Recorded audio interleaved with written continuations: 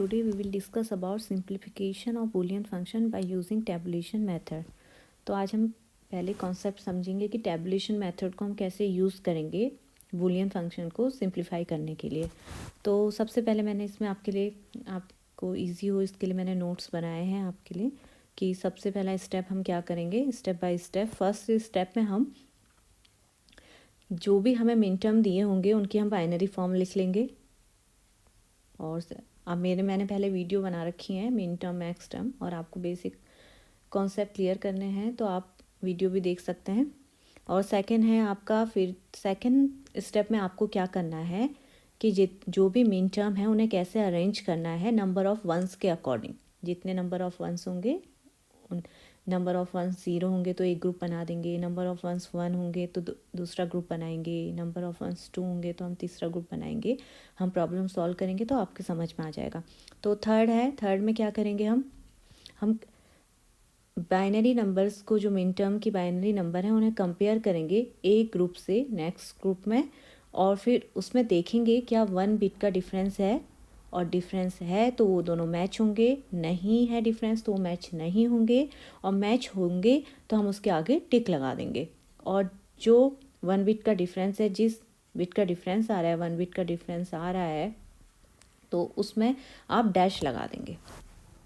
और स्टेप 4 में क्या है हमारा, स्टेप 4 में हम ऐसा करते जाएंगे, कब तक करते जाएंगे कि जब हमें लास्ट में ऐसे टर्म मिलेंगे जिसको हम आगे उन्हें एलिमिनेट नहीं कर सकते। इसका मतलब है कि हम उनके बीच में कोई 1 बिट का डिफरेंस नहीं होगा, तब तक हम करते जाएंगे। और लास्ट है कि हम, अब क्या रहेगा, जिसमें भी अनटिक हैं, जो टिक नहीं है जिनमें, वो सब हमारे हो जाएंगे प्राइम इम्प्लिकेंट। और उसके बाद हम चार्ट बनाएंगे प्राइम इम्प्लिकेंट रो में लिख, एक रो में हमारे आ जाएंगे आपका रो में, और आपके जो मिन टर्म है वो आपके कॉलम में आ जाएंगे। और उसके बाद आप क्रॉस मार्क करके रिप्रेजेंट करेंगे जो भी आपके मिन टर्म लास्ट में बचे हुए हैं, जो आपके प्राइम इम्प्लिकेंट हैं, उन्हें आप सब दिखाएंगे किस में, क्रॉस मार्क से दिखाएंगे उनमें जो जो मिन टर्म आ रहे हैं आपके। और उसके बाद आप देखेंगे कि जो कॉलम है उसमें सिंगल क्रॉस होगा तो आप उसके आगे क्या कर लेंगे, स्टार लगा देंगे। और सेकंड थिंग आप क्या करेंगे, जब आप देखेंगे कि सिंगल क्रॉस कौन से कॉलम में है तो उसके आगे वाली रो में तो आप स्टार लगा देंगे, और वो आपका आंसर भी हो जाएगा प्राइम इम्प्लिकेंट। फिर आप देखेंगे कि जिसमें मल्टीपल क्रॉस लगे हुए हैं, क्या उसका टर्म आपका प्राइम इम्प्लिकेंट जिसमें स्टार लगा है उसमें आए हैं। जब आए हुए होंगे तो आप क्या करेंगे, उसको कंसीडर नहीं करेंगे आंसर में, और जब लगेगा कि आए नहीं हैं तो आप उसे आंसर में कंसीडर कर सकते हैं। तो अभी हम प्रॉब्लम सॉल्व करेंगे तो आपके समझ में आ जाएगा। तो ये नोट्स हैं आपके, एग्ज़ाम में आएगा तो आप इस तरीके से स्टेप बाय स्टेप आप एक्सप्लेन भी कर सकते हैं। अब हम नेक्स्ट एक्सप्लेन करूँगी कि कैसे प्रॉब्लम के थ्रू ज़्यादा अच्छे से आप समझेंगे। तो हम सॉल्व करेंगे आपका एक एग्जाम्पल। नेक्स्ट हम डिस्कस करेंगे कि कैसे हम बूलियन फंक्शन को सिंप्लीफाई करेंगे टेबुलेशन मेथड की हेल्प से। तो हमारा एक क्वेश्चन है, तो सबसे पहले हम क्या देखेंगे, हमें कोई भी प्रॉब्लम दी होगी तो उसमें देखेंगे कि सिग्मा एम, जब हमें सिग्मा एम दिखेगा तो इसका मतलब है कि ये मिन टर्म रिप्रेजेंट कर रहे हैं। तो हमें ये सारे क्या है, हमारे मिन टर्म है। तो मैंने पहले मिन टर्म और मैक्स टर्म एक्सप्लेन करे हैं वीडियोस में, तो आप देख सकते हैं, आपको बेसिक कॉन्सेप्ट समझने हो तो आप देखिए मिन टर्म लिख लिया हमने। अब सब हमारा फर्स्ट स्टेप है टेबुलेशन मेथड के थ्रू सॉल्व करने का, कि हम जो भी मिन टर्म आई हुई हैं क्वेश्चन पे दे रखी हैं उसको हम बाइनरी नंबर में चेंज कर लेंगे। जैसे 0, 2, 3, 6, 7, 8, 10, 12, 13, तो हमें आती है इनकी बाइनरी नंबर लिखना। तो हमने मिन टर्म को सबसे पहले स्टेप पे क्या किया, बाइनरी नंबर उनकी लिख दी, 0 की 0 0 0, 2 की 0 0 1 0। ठीक है, अब सेकेंड स्टेप हम करेंगे, सेकेंड स्टेप में हम क्या करेंगे, मिन टर्म को अरेंज करेंगे किसके अकॉर्डिंग, नंबर ऑफ़ वंस के अकॉर्डिंग। तो हम देखेंगे कि इनकी जो बाइनरी नंबर थी उनमें नंबर ऑफ़ वंस कितने हैं। अब 0 में नंबर ऑफ़ वंस 0 हैं तो हमने इसका ग्रुप बना लिया 0 0 0, इसे एक ग्रुप में 0 हो गया। अब हम सेकंड देखेंगे नंबर ऑफ़ वंस 1 कितने हैं। तो वंस 2 की बाइनरी नंबर पे हैं और उसके बाद 8 में नंबर ऑफ़ वंस 1 है, तो हम 2 और 8 का नंबर ऑफ़ वंस के अकॉर्डिंग हमने ग्रुप बना लिया। ऐसे नंबर ऑफ़ वंस 2 है जिसकी बाइनरी नंबर पे उसका हमने ग्रुप 2 बना दिया, 3, 6, 10, 12 एंड 3 है जिनमें नंबर ऑफ़ वंस उसका ग्रुप 7, 13 मिन टर्म आ गए आपके। अब इसके बाद आप देखेंगे, अब हम क्या करेंगे, अब इसे मैच कराएंगे। हमारा सेकेंड स्टेप हो गया कंप्लीट। हमने सेकेंड स्टेप में क्या किया, मिन टर्म को नंबर ऑफ़ वंस के अकॉर्डिंग अरेंज कर लिया। अब हम थर्ड स्टेप करेंगे। थर्ड स्टेप में हम क्या करेंगे, हम थर्ड स्टेप में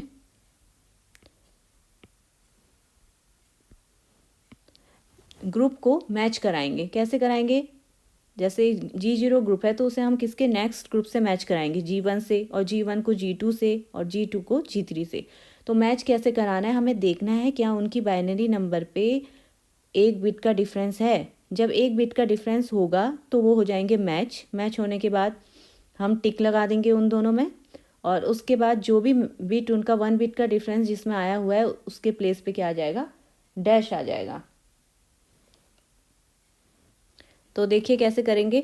तो हम सबसे पहले ग्रुप 1 के एलिमेंट को सेकेंड वाले से कंपेयर करेंगे। तो 0, 0 का ग्रुप है हमारा, G0 है, उसकी बाइनरी नंबर को देखेंगे, 0, 0, 0 को कंपेयर करेंगे 2 की बाइनरी नंबर से, 0, 0, 1, 0 से। देखेंगे 1 बिट का डिफरेंस है, 0, 0, 0, 0, 0, 1, 0, 0। तो देखिए यहाँ पर 1 बिट का ही डिफरेंस है। यहाँ C पे 0 है और यहाँ C की वैल्यू कितनी है, 1 है, तो केवल एक बिट का डिफरेंस आ रहा है। तो ये दोनों मैच हैं, 0 और 2 हमारे मैच हो गए, पेयर बना लिया इन्होंने। तो 0, 2 लिख लेंगे, और जहाँ 1 बिट का डिफरेंस आया है उस प्लेस पे हम डैश लिख देंगे, और जो रिमेनिंग टर्म है हम वैसे एज सच लिख देंगे। देखिए यहाँ पर हमने लिख लिया 0, 0, C पोजीशन पे हमारा 1 बिट का डिफरेंस आया है तो वहाँ डैश हो जाएगा और ये 0 हो जाएगा। अब देखिए 0 को हम 8 से कंपेयर करेंगे, क्या यहाँ 1 बिट का डिफरेंस है, 0, 1 हाँ है, यहाँ भी एक की वैल्यू 0 है और यहाँ एक ही 1 है और सारे एक जैसे हैं, तो यह भी मैच हो रहा है। तो हमने इसे मैच टिक कर दिया, और यहाँ आ जाएंगे पेयर कौन कौन सा बन गया, 0 और 8 का। और बाइनरी रिप्रेजेंटेशन इसका कैसे हो जाएगा, एक ही पोजीशन में बिट डिफरेंस आ रहा था तो हमने डैश करा और सब 0, 0, 0। अब देखिए हमारा ग्रुप मैच कर लिया। अब हम क्या करेंगे, ग्रुप G1 को G2 से कंपेयर करेंगे, नेक्स्ट वाले से कंपेयर करते हैं और देखेंगे 1 बिट का डिफरेंस है या नहीं। तो हमने करा, देखा 2 की बाइनरी को 3 की बाइनरी से एक बार कंपेयर करा और देखा 1 बिट का डिफरेंस है, 0, 1, 1। हाँ यहाँ D में ही 1 बिट का डिफरेंस आया है तो इसे टिक कर देंगे और हमारा आ जाएगा 2, 3, और इसकी बाइनरी नंबर आ जाएगी 0, 0, 1 डैश। और 2 को हम 6 से करेंगे तो यहाँ भी 1 बिट का डिफरेंस आ रहा है, 2 और 6, और है कहाँ पर आ रहा है आपका B में, 0, डैश 1, 0। अब 2 और 10 को देखेंगे, 2 और 10, 0, 0, 1, 1, यहाँ भी आ रहा है 2, 10, 2, 10 डैश 0, 1, 0। 2, 12, 2, 12 कंपेयर हो रहा है 0, 1, ये नहीं है, यहाँ 1 बिट का डिफरेंस नहीं है, यहाँ 2 बिट डिफरेंस है इनका, तो ये टिक नहीं होगा और ये मैच नहीं कह माना जाएगा, तो हम इसमें टिक नहीं करेंगे। अब देखिए 2 से तो हमने सारे G2 के मेंबर्स को कंपेयर कर दिया। अब 8 से करेंगे, 8 से 3 को करेंगे, ये नहीं हो रहा है। 8 से 6 को करेंगे, ये भी नहीं हो रहा है, यहाँ भी 2 बिट का डिफरेंस, 3 बिट का डिफरेंस आ रहा है। 8 को 10 से करेंगे, 1, 0, 0, 1, 0, 0। तो 8, 10 हो रहा है, 8 और 10 मैच हो रहे हैं, तो इनमें टिक तो ऑलरेडी लगा हुआ है, बट यहाँ हम इसका पेयर बना देंगे 8 और 10 का। और क्या इनका बाइनरी नंबर आ रहा है मैच होने के बाद, 1 तो सेम है इनका, 0 भी सेम है, बट C की वैल्यू डिफरेंस आई है, C की वैल्यू में आया है, तो C की वैल्यू पे आ जाएगा डैश, 1 बिट का डिफरेंस है, और 0। अब देखिए 8 और 12 को 1, 0, 8 और 12 भी यहाँ हो रहा है। 8 और 12 में आपका कैसे लिखेंगे, 1-0-0।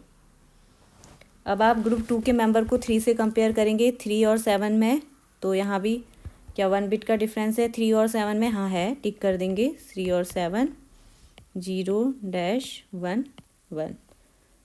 3 और 13 नहीं है, इसमें 1 बिट का डिफरेंस। अब 6 और 7 को करेंगे, 6 और 7 मैच हो रहे हैं, 6 और 7, तो टिक तो ऑलरेडी है इनमें, बट यहाँ पर लिख लेंगे, पेयर बना रहे हैं 6 और 7, और इनकी बाइनरी नंबर भी हम यहाँ पर लिख लेंगे कि बाइनरी नंबर में 6 और 7, 1-1-। अब 6 और 7, 6 और 13 नहीं हो रहा है इसमें, और 10 और 7 नहीं है, 10 और 13 ये भी मैच नहीं हो रहा है, मैच नहीं है। 12 और 7 ये भी नहीं है। 12 और 13 मैच हो रहे हैं, 12 एंड 13 टिक कर देंगे, 12 और 13, और इनकी बाइनरी नंबर लिख लेंगे 12 एंड 13 की 1-1-0 और डैश। अब ये कब तक करते जाएंगे, जब तक कि हमें ऐसे बाइनरी नंबर मिलेंगे जिसमें हम 1 बिट का डिफरेंस नहीं होगा, और उन्हें हम एलिमिनेट नहीं कर सकते। यहाँ तो हमने 1 बिट का डिफरेंस सी में है, जैसे यहाँ 0 और 2 में देखिए, सी में 1 बिट का डिफरेंस था, हमने उसे एलिमिनेट कर दिया, उसके प्लेस पे डैश लिख दिया। अब हम फिर से मैच कराएंगे हमारा कॉलम डी। अब देखिए, पहले हमने मैच करा, हमारा क्या बना, पेयर्ड इम्प्लीकेशन मिले हमें, इम्प्लीकेशन। अब देखिए हमें मिलेंगे क्वाड इम्प्लीकेंट, और हम इसका बाइनरी लिखेंगे, बाइनरी रिप्रेजेंटेशन। तो देखिए अब क्या करेंगे आप, 0-2 को 2-3 से कंपेयर करेंगे सेम, और देखेंगे 1 बिट का डिफरेंस है या नहीं। तो 0-2 को 2-3 से आपने करा, तो यहाँ तो 1 बिट का डिफरेंस नहीं है। 0-2 को 2-6 से करा, तो यहाँ भी 1 बिट का डिफरेंस नहीं है। 0-2 को 2-10 से देखेंगे आप, यहाँ भी 1 बिट का डिफरेंस नहीं है। 0-2 को 8-10 से देखेंगे, देखिए यहाँ पर एक ही वैल्यू चेंज है और सारी सेम है, तो 0-2 हमारा 8-10 से हमारा मैच हो गया। तो यहाँ पर हम 0-2-8-10 लिखेंगे, और इनकी बाइनरी नंबर को हम रिप्रेजेंट करेंगे। एक ही वैल्यू में चेंज आया था 1 बिट का, तो उसे डैश, उसे हमने एलिमिनेट कर दिया, 0-0। अब देखिए 0-2 को 8-12 के साथ नहीं है 1 बिट का डिफरेंस। अब 0-8 से देखिए, 0-8-2-3 ये भी 1 बिट का डिफरेंस नहीं है। 0-8-2-6 यहाँ भी नहीं है। 0-8-2-10, 0-8-2-10 में है 1 बिट का डिफरेंस। यहाँ सी की वैल्यू में 1 बिट का डिफरेंस है, यहाँ 0 है और 1 है, और सारे टर्म क्या है, सेम है।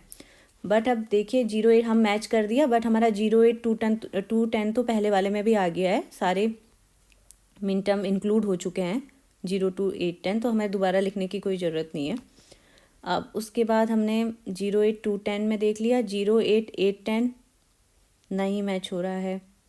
0-8-8-12 ये भी मैच नहीं हो रहा है, तो हमारा ये मिल गया। अब हम क्या करेंगे, इस वाले ग्रुप को जो सेकंड वाले में है टर्म, उन्हें हम ग्रुप थर्ड से कंपेयर करेंगे। ग्रुप 0-1-2 से कंपेयर करेंगे, नेक्स्ट ग्रुप से कंपेयर करेंगे, तो हम 2-3 को 3-7 से कंपेयर करेंगे बाइनरी नंबर को, ये भी मैच नहीं हो रहा है। 2-3-0-0-1 नहीं हो रहा है। 2-3 को 6-7 से करेंगे, हाँ 2-3-6-7 से मैच हो रहा है, क्योंकि यहाँ पर बस बी में क्या है, बी की वैल्यू में 1 बिट का डिफरेंस है और सारे सेम है। तो हम लिखेंगे 2 3 6 7। और बाइनरी नंबर कैसे लिखना है हमें, जीरोस दोनों का सेम है, बी में डिफरेंस आया उसे हमने एलिमिनेट कर दिया, 1 एंड डैश। और देखिए हम कहाँ पहुँचे थे, आपका जी 2 3 का 6 7 के साथ मैच हो चुका था, 2 3 का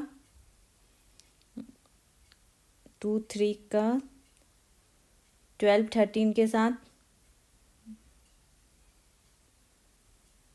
2 3 का 12 13 के साथ मैच नहीं हो रहा है, इसमें डिफरेंस नहीं आ रहा, नहीं टिक होगा। अब 2 6 को देखेंगे, 2 6 का 3 7 के साथ, 2 6 का 3 7 के साथ मैच हो रहे हैं। देखिए 2 6 3 7 के साथ मैच है, क्योंकि यहाँ पर आपका सिर्फ डी की वैल्यू में 1 बिट का डिफरेंस है, तो हमने टिक कर दिया आगे। बट 2 6 3 7 हमने जो अभी लिखा उसमें इंक्लूड है ही मिन टर्म 2 3 6 7, तो 2 बार लिख के कोई फ़ायदा नहीं है, तो उसे हम बार बार नहीं लिखेंगे जब वो मिन टर्म यहाँ पर आ रहे हैं। एक पेयर हमने लिख ही दिया है 2 3 6 7 का, तो बट यहाँ हम टिक कर देंगे, सेम था 2 6 3 7। अब 2 6 को 6 7 के साथ ये मैच नहीं हो रहा है, 2 6 12 13 के साथ यहाँ भी मैच नहीं हो रहा है। 2 10 को हम 3 7 के साथ मैच करेंगे, तो ये भी मैच नहीं हो रहा है। 2 10 को 6 7 के साथ, ये भी मैच नहीं हो रहा है। 2 10 12 13 के साथ, ये भी मैच नहीं हो रहा है। 8 10 को देखेंगे, 8 10 भी मैच नहीं हो रहा है। 8 10 6 7 के साथ, 8 10 6 7 के साथ मैच हो रहा है, नहीं हो रहा है। 8 10 12 13 के साथ नहीं हो रहा है। 8 12 को देखेंगे, वो भी 3 7 के साथ मैच नहीं हो रहा है। 8 12 0 डैश नहीं हो रहा है, यहाँ तो 3 बिट का डिफरेंस है। 12 6 के साथ, 6 7 के साथ यहाँ भी मैच नहीं हो रहा है। 8 12 12 13 के साथ यहाँ भी मैच नहीं हो रहा है। तो अब देखिए जो मैच नहीं थे उसको हमने अनटिक कर दिया, और जो मैच थे उन्हें टिक लगा दिया। अब जो भी हमारे अनटिक हैं वो हमारे क्या हो जाएंगे, प्राइम इम्प्लीकेंट हो जाएंगे।